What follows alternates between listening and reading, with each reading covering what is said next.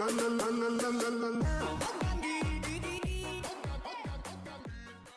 ये स्टोरी की उर्दू हिंदी एक्सप्लेनेशन का पार्ट 2 है और सेकंड एपिसोड की शुरुआत वहीं से होती है जहाँ पर गोंके जून ने जीवन को इससे शाटी बुलाने पर किस मांगी थी, पर अब वो इसकी बात सुनकर पहले तो शॉक्ड में कीजोन को देखती रहती है, पर फिर इसे दूर हटाकर बोलती है, हे छोटू, तेरा दिमाग विमाग तो नहीं चकरा गया, और इसे धक्का मारकर गिरा देती है। और गोंके जून बेचारा बोलता है, पहले का तो पता नहीं, पर अब तो मुझे भी लग रहा है कि वाकई में मेरा पेट ढीला हो गया है। और उठकर इसे बोलते हुए कहता है कि मुझे आगे से शाटी वाटी मत कहना। फिर तभी इसे मैनेजर बुला लेती है और गोंके जून जाते हुए कि तुझे तो मैं बाद में देख लूंगा, वहाँ से चला जाता है। अपनी पार्ट टाइम जॉब फिनिश करने के बाद घर जाते समय गोंके जून जीवन के हाथ में पकड़ा हुआ उसका सामान अपनी साइकिल पर रखकर इसके घर ड्रॉप करके हेल्प करना चाहता था, फिर जीवन इसको ऊपर ऊपर से इनकार कर देती है कि ठीक है, वो ये सब मैनेज कर लेगी। और गोंके जून भी ज्यादा फोर्स किए बिना वहाँ से चला जाता है। पर जीवन बेचारी अभी जागती आंखों से सपने देखना शुरू करती ही है कि क्या वो उसको वाकई में लाइक करने लगा है, जो उसकी केयर करता है, और पिछले कुछ दिनों से वो उसके साथ बहुत अच्छा बनने की कोशिश भी कर रहा है। फिर जीवन को गोंके जून के इससे किस मांगने वाली बात भी याद आ जाती है कि तभी वहाँ पर गोंके जून वापस आकर इससे अपना हाथ आगे किए कुछ मांग रहा था, और अपनी डे ड्रीमर जीवन जो कि कुछ और ही समझ रही थी। पर गोंके जून इसके पास मौजूद इसकी सिक्योरिटी की मांग कर सारे सपनों पर पानी ही फेर देता है। जीवन के घर जाते समय बस से बाहर झांक कर देख रही होती है तो इसको एक रेंटल एडवर्टाइजमेंट के पास खड़ा गोंके जून नजर आता है। मॉर्निंग में गोंके जून अपनी एक एक्सपेंसिव वॉच को सेल करने के लिए जाता है और इसका कस्टमर कोई और नहीं बल्कि इसकी क्लासमेट इयोन बाई थी। और गोंके जून के पूछने पर पता चलता है कि उसने जासूस की तरह हुलिया इसलिए बना रखा था क्योंकि इसकी एजेंसी ने इसको मना कर रखा था कि डेब्यू से पहले किसी को भी इसके बारे में कुछ पता न चले, और न ही इसे किसी महंगे ब्रांड की शॉपिंग करने की इजाजत दी गई थी और न ही किसी शॉपिंग मॉल में जाने की उसे इजाजत थी। तो इयोन बाई ने सोचा कि क्यों न वो ऑनलाइन शॉपिंग कर ले, जहाँ पर गोंके जून ने भी अपनी वॉच को सेल करने का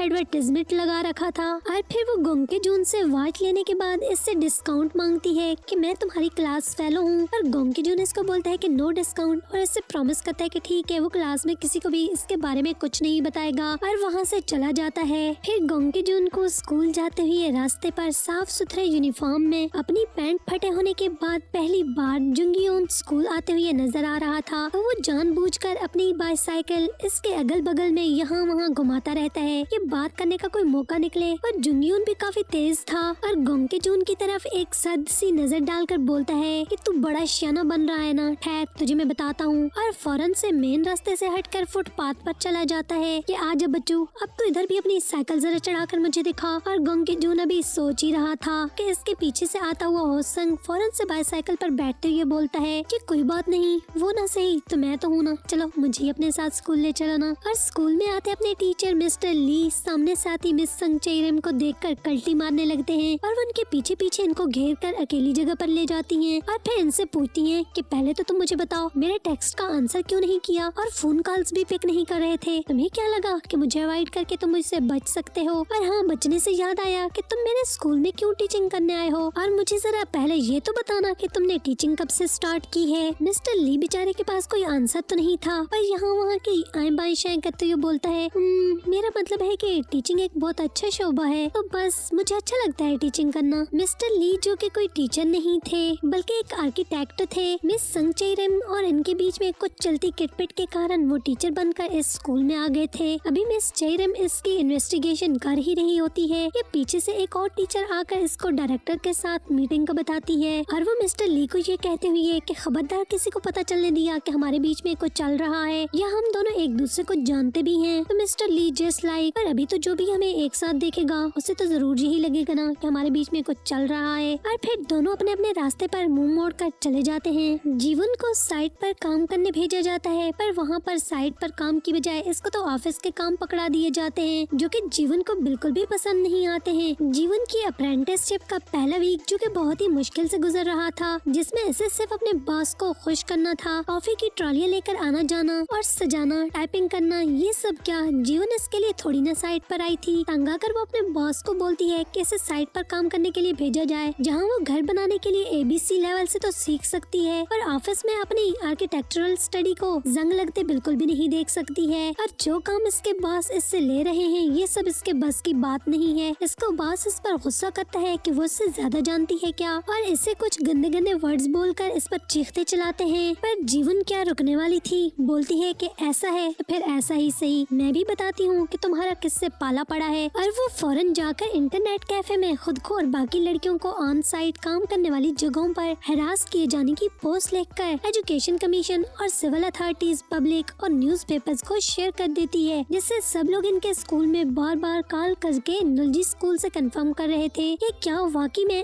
ऐसा कोई हादसा हुआ है। अभी स्कूल के स्टाफ मेंबर्स और मैनेजमेंट, जिन्हें इस बारे में कुछ भी पता नहीं था, वो बेचारे सबको आंसर कर करके थक जाते हैं कि अभी वो इस पर तहकीक कर रहे हैं, तो इन्वेस्टिगेट करने के बाद वो सबको जरूर बता देंगे। पर इनके स्कूल की डायरेक्टर ली को कोई अवार्ड मिलने वाला था, जिसकी वजह से असिस्टेंट डायरेक्टर इन सभी को इस मामले को शाम तक छुपाए रखने को बोलते हैं। और मिस चेरम को वो डांटते हैं कि उसे जीवन से बात करो और ये मामला यहीं पर संभालने की कोशिश करो। और मिस चेरम इनको बोलती है कि जीवन से बात करने के बजाय इस बॉस को क्यों ना पकड़कर पूछ-गुछ कर लें, जिसकी रिस्पॉन्सिबिलिटी पर हमने लड़की को अप्रेंटिसशिप के लिए भेजा था। पर इनका आइडिया असिस्टेंट डायरेक्टर को बिल्कुल भी पसंद नहीं आता है। जीवन के आज क्लास में प्रेजेंट होने पर सब लोग इससे पूछते हैं कि क्या वो काम पर नहीं गई है, पर इसके इनको कुछ भी बताने से पहले इसको ऑफिस में बुला लिया जाता है, जहाँ असिस्टेंट डायरेक्टर इसकी लगाई गई पोस्ट हटाने को बोलते हैं। पर जीवन इसके लिए रेडी नहीं थी और फिर वो इसको प्यार से और गुस्से से हर तरह से समझाने की कोशिश करते हैं, पर जीवन भी अपनी बात से हटने वाली नहीं थी। और फिर वो अपने असिस्टेंट डायरेक्टर को बोलती है कि इसकी वहाँ पर इंसल्ट हुई है, इसे बाकी मर्दों के साथ ऑन साइट काम नहीं करने दिया गया, और बेशक इसके स्कूल की रेपुटेशन जाती है तो भाड़ में जाए, इसकी बला से उसे कुछ फर्क नहीं पड़ता है। पर वो पोस्ट भी डिलीट नहीं करेगी। अपनी मेन क्लास में गोंग जून को मालूम पड़ता है कि जीवन ने अप्रेंटिसशिप छोड़ दी है, तो उसे मोटिवेट करते हुए बोलता है कि अच्छा है, अब आगे से वो जहाँ भी काम करे तो अच्छे से करे। और फिर दोनों की छोटी मोटी नोक झोंक स्टार्ट हो जाती है। पर जीवन को गोंग जून की इसकी फिक्र करना बहुत अच्छा लग रहा था।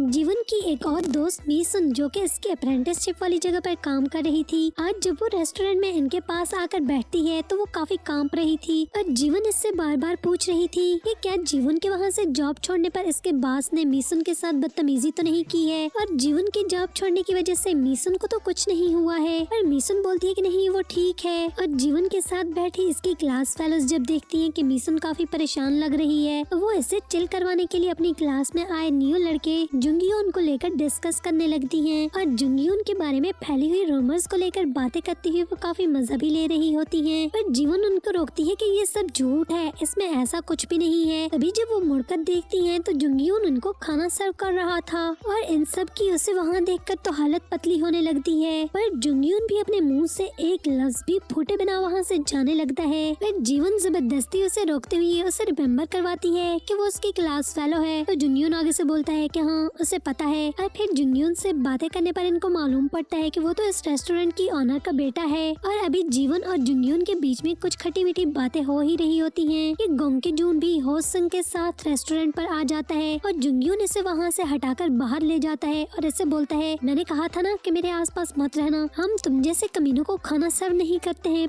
तभी गोंग जून को जुंगयोन का भाई संगयोन अंदर से इसके खाना रेडी होने को बताकर अंदर बुला लेता है, और जुंगयोन जैसे ही हाथ मिलते ही अंदर आता है तो इसका बड़ा भाई इसे बोलता है कि वो अब हमारा कस्टमर है, तो जुंगयोन अपने पर्सनल मैटर्स को जरा दूर रखे। और जुंगयोन गोंग जून को खाना खाते हुए देखकर गुस्सा करते हुए बाहर चला जाता है। रात को खाना खाते हुए जुंगयोन की मॉम और भाई इसे समझाने की कोशिश कर रहे थे कि वो सब बचपन की बातें थी, गोंग जून के साथ इसका जो भी मसला था, पर अब वो दोनों बड़े हो चुके हैं तो जुंगयोन को भी आगे बढ़ना चाहिए। इसे इनकी बातें सुनकर गुस्सा आ जाता है और खाना छोड़कर अंदर चला जाता है, जहाँ पर अपने एक ताइक्वांडो की चेन को देखकर इसे कुछ अपने बचपन की बातें याद आ जाती हैं। फ्लैशबैक में मिडिल स्कूल के 3 बॉयज का एक ग्रुप दिखाया जाता है, जिसमें जुंगयोन, गोंग जून, जोंगमिन तीनों बेस्ट फ्रेंड थे, और तीनों का एक ही सपना था, ताइक्वांडो का बेस्ट प्लेयर बनकर अवार्ड विन करना। चाहे इन तीनों में से कोई भी विनर हो, नो मैटर, बस अवार्ड इन तीनों के पास जरूर होना चाहिए। पर फर्स्ट एपिसोड में जैसे कि दिखाया गया था कि इनका तीसरा फ्रेंड जोंगमिन, जिसकी की डेथ हो चुकी है और इनका ये सपना अब कैसे टूटा अभी तक तो इसके बारे में पता नहीं चला। और जुंगयून ये सब याद करते हुए और रोते हुए इस की चैन को दूर फेंक देता है। अगले रोज स्कूल जाते हुए ताइक्वांडो प्लेयर को प्रैक्टिस करते देखकर जुंगयून भी रुक जाता है और इनको देखने लगता है। और क्लास में बैठे गोंकी जून के पास ताइक्वांडो का प्लेयर जो कि उसकी जगह पर खेल रहा था वो उसके पास आकर इसकी कबर्ड खाली करने को बोलता है, कब इसे इसमें सामान रखना है। तभी इसके पास बैठी क्लास फेलोज बोलती हैं कि गोंकी जून तुमने अपना ड्रीम तोड़ दिया है, क्या वाकई में तुम कभी ताइक्वांडो नहीं खेलोगे। तो गोंकी जून के ये बोलने पर कि हाँ यही समझो, मैं अब मजीद इस फन को नहीं जारी रख सकूंगा। तो इसके पास बैठा जुंगयून ये सुनकर फौरन से इसके पास जाकर बाल की तरह इसको पीटने लगता है। एक बार फिर से बोलो जरा, फन? क्या कहा? फन? तुम्हारे लिए ये सब फन है? और इसे मार पीट कर गालियां देते हुए बोलता है कि बास्टर्ड कमीने, मैं भी देखता हूँ कि तुम कैसे नहीं खेलोगे। एक लड़की गोंकी जून की ताइक्वांडो कबर्ड में जाकर एक लेटर रख देती है। गोंकी जून होसंग को लेकर बीच पर जाता है और होसंग इससे पूछता है कि जुंगयून इससे इतनी नफरत क्यों करता है। गोंकी जून इसे ये बताने के बजाय अपने हाथ में पकड़ा ताइक्वांडो की चैन जिसे वो देख रहा होता है सी में फेंकने लगता है। पर होसंग इसे रोककर बोलता है कि इसे सी में मत फेंकना, इससे अगर सीक्रेचर्स का स्टमक खराब हो गया तो इन बेचारों के पास तो मेडिसिन भी नहीं होंगी। और गोंकी जून दोबारा से जेब में इस कीचेन को डालते हुए वहाँ से हंसते हुए होसंग के साथ वापस चला जाता है। जीवन को एक नए मार्ट पर पार्ट टाइम जॉब मिल गई थी और इसकी मोम इसको कॉल करके बार बार डांट रही थी। उनको इसकी जॉब बिल्कुल भी पसंद नहीं आई थी। तभी जीवन को बाहर मशीन में टेडी बेयर फिल करता जुंगयून नजर आता है तो वो अपने हाथ में बनाना जूस लेकर इसके पास आ जाती है और इससे अपने साथ बैठकर कुछ देर बातें करने के लिए बिठा लेती है। और फिर बातें करते हुए जुंगयून इससे इसके अप्रेंटिसशिप छूटने के बारे में पूछता है तो जीवन इसे बताती है कि इसे वहाँ पर वो काम करने के लिए नहीं दिया जा रहा था जो कि उसने पढ़ा है, ये जिस काम को करने के लिए वो वहाँ पर गई थी।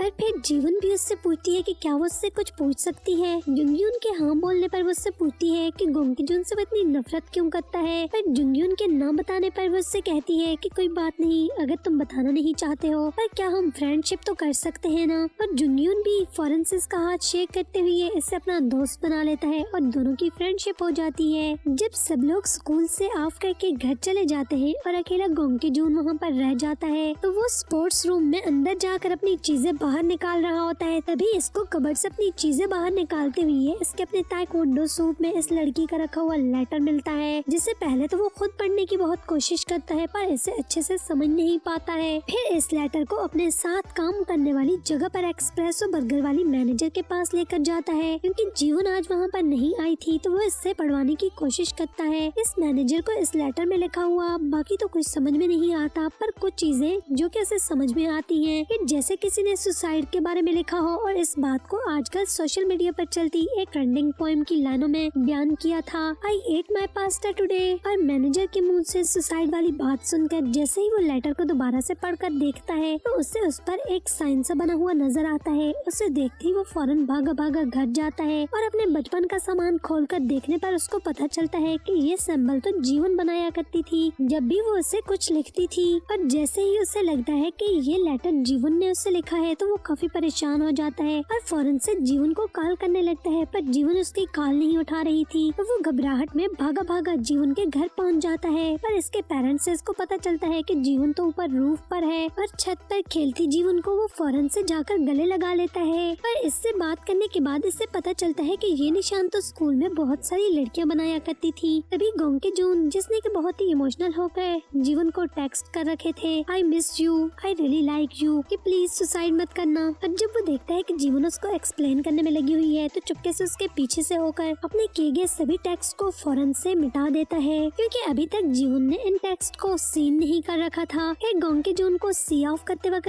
जीवन और वो दोनों डिसाइड करते हैं कि वो मॉर्निंग में सबसे पहले अपनी होम रूम टीचर के पास जाकर इस सारे मामले को उनको बताएंगे। जब मॉर्निंग में वो दोनों स्कूल के स्टाफ रूम में मिस चेरिम को ढूंढ रहे होते हैं तो वहाँ पर जुंगयून से बात करते हुए मिस्टर ली इनसे ये लेटर लेकर पढ़ने लगते हैं पर इनको कुछ भी समझ में नहीं आता है तो इनको बोलते हैं कि डायरेक्टर से मीटिंग खत्म करने के बाद वो मिस चेरिम को ये लेटर पकड़ा देंगे। तभी इनके पास खड़ा जुंगयून भी ये सब कुछ सुन रहा होता है। फिर वो दोनों होसंग के साथ मिलकर डिसाइड करते हैं कि इस तरह से तो टीचर का वेट करते करते कहीं मामला इनके हाथ से न निकल जाए और इससे पहले कि जिसने लेटर में सुसाइड के बारे में लिखा है वो ऊपर की टिकट कटवा ले। पर मिस चेरिम को पता लगने से पहले ही इन्हें खुद भी कुछ न कुछ जरूर करना होगा। फिर वो तीनों डिसाइड करके सब स्कूल की पॉसिबल गर्ल्स के नाम एक लिस्ट में लिखकर इनसे पूछने जाते हैं कि क्या बाय चांस इनमें से कोई भी गोंग की जून से लव करती थी और इससे गोंग की जून के ना मिल पाने पर इनका दिल टूटा हो। बट वो जिस भी गर्ल के पास अलग अलग जाकर पूछ रहे थे, सबकी सब गर्ल्स इनकार कर देती हैं। इवन कि इनमें से अक्सर गर्ल्स तो बिल्कुल गोंग की जून का नाम ही नहीं जानती थी। और दूसरी तरफ अवार्ड विन करके स्कूल में आती डायरेक्टर ली को जीवन के केस का पता चल चुका था और वो स्पेशली इससे मिलना चाहती थी, पर इसकी क्लास के बाहर इसको जुंगियोन नजर आ जाता है, जिसे देखकर वो काफी सरप्राइज हो जाती है और इसे देखकर दिल में बोलती है, अच्छा तो ये भी इसी क्लास में पढ़ता है। सब लोगों से पूछने के बाद जीवन आखिर पर एयोन बाई से भी पूछने जाती है कि क्या कभी बाय चांस गोंग की जून पर इसका क्रश रहा हो, तो एयोन बाई इनकार कर देती है कि इस पागल को कौन लाइक करेगा। पर जीवन के साथ बातें करते हुए पर जीवन के हाथ में लेटर पर इस स्पेशल से सिंबल को देखकर बताती है कि ये सिंबल तो जीवन की वो खामोश सी फ्रेंड मीसुन बनाया करती थी जब वो सब लोग एलिमेंट्री स्कूल में थे। तो एयोन बाई ने भी ये साइन उसी से बनाना सीखा था। तभी जीवन को मीसुन की होपलेस की गई बातें और कल इसका रेस्टोरेंट पर डरा हुआ चेहरा याद आता है। और जब भी गोंग की जून के बारे में बात होती थी तो वो काफी एक्साइटेड हो जाया करती थी, पर वो सबसे अलग अलग और खामोश रहा करती थी। इस वजह से इसकी फीलिंग्स के बारे में किसी को भी पता नहीं होता है और इसकी फ्रेंडशिप भी सिर्फ जीवन के साथ ही थी। तो जीवन वो सब कुछ याद करते हुए भागी भागी क्लासरूम में जाकर इसकी कबर्ड पर इसी निशान को देख लेती है। पर जीवन को पता लगते लगते काफी देर हो चुकी थी और मीसुन को हम छत की तरफ जाते हुए देखते हैं और इसके पीछे भागते हुए जीवन भी जा रही होती है। और जीवन के छत पर जाने से पहले ही मीसुन छत से कूदकर सुसाइड कर लेती है और उसके छत से कूदने की आवाज हाल में डायरेक्टर ली मीटिंग अटेंड करते हुए और सभी लोग इसके आसपास बैठे हुए सुनते हैं। और असिस्टेंट डायरेक्टर विंडो से जब झांक कर देखते हैं तो इनका मुंह खुले का खुला रह जाता है और अपनी क्लास में खड़े गोंग की जून की भी ये आवाज सुनकर फौरन से कान खड़े हो जाते हैं और सभी लोग इस आवाज को सुनकर काफी शॉक्ड थे। तो यहीं पर एपिसोड का एंड हो जाता है। बस थोड़ी सी देरी के बाद फिर मिलेंगे बहुत जल्द एक और नई वीडियो के साथ।